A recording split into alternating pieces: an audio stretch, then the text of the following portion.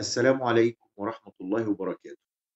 الزمالك بيرجع تاني للانتصارات وبيجرّب طعم الفوز بعد ما فاز على فيوتشر 2-1 في الأسبوع ال16 لمباريات الدوري المصري الممتاز، و وأسامة نبيه المدير الفني الجديد القديم اللي طبعًا كان ماسك مع فريرة، النهارده بقى هو المسؤول الأول بعد ما فريرة مشي.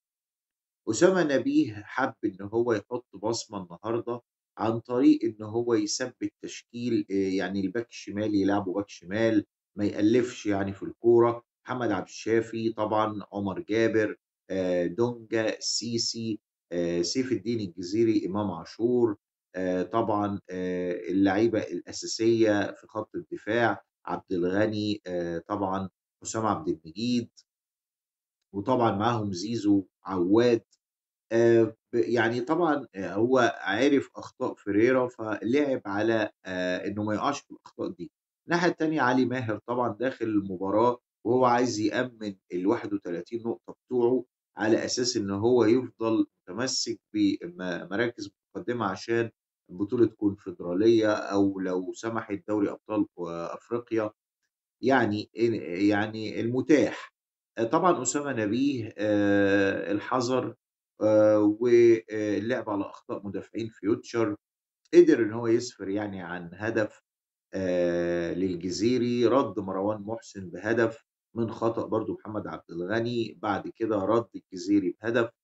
بس إحنا نطلع برضه يعني من المباراة إن الزمالك برضه لسه في يعني في شوية أخطاء، في شوية برضه بطء، في شوية عدم ثقة.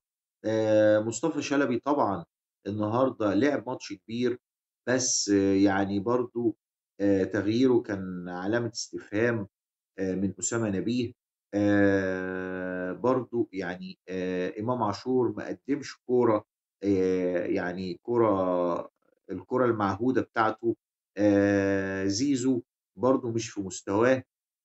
لعيبة الزمالك كلّها يعني في برضه يعني عندهم متأثّرين بالنتايج السلبية اللي حصلت في الماتشات الأخيرة على إيد فيريرا. الزمالك محتاج يعني انتفاضة، الزمالك محتاج طبعًا جماهيره مدعّماه بطريقة يعني طبعًا كبيرة جدًا، طول الوقت تشجيع. وهُم مصممين على الفوز وعلى الانتصار، الجماهير بتخلّي اللعيبة إن هي تدّي أكتر حاجة عندها، بس الزمالك لسه ما حطّش إيده على التشكيل الصح أو التغييرات الصح.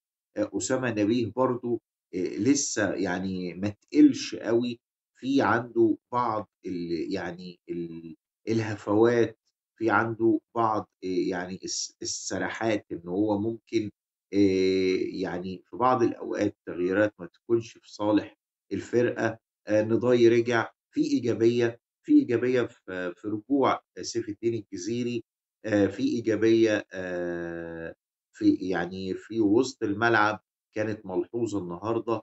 ابتدى دونجا والسيسي إن هم يلعبوا السهل الممتنع، بس لسه عند الزمالك أحسن من كده عشان نطمن على الفرقة في دوري أبطال أفريقيا.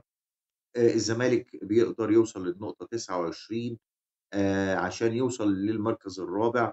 طبعًا الزمالك عايز يرجع ويستمر وما يخرجش برّه المنافسة، يثبت إن لكل جواد كبوة، بس الجاي أحسن. يعني طبعًا دي الرسالة اللي بيقدموها لاعيبة الزمالك ومديرهم الفني للجماهير، إن بداية التصحيح، اتخلّصنا من الأخطاء، في ثورة تصحيح، الجاي أحسن. الناحية التانية علي ماهر طبعًا مباراة للنسيان، أخطاء برضه من المدافعين.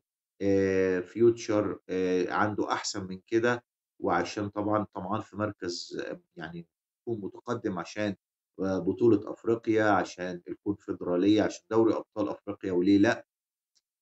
فطبعًا كل التوفيق للفرق المصرية في بطولة الدوري المصري الممتاز، وإن شاء الله تنتظرونا في كل ما هو جديد على قناتكم، وما تنسوش دعمكم لينا باللايك والشير والسبسكرايب.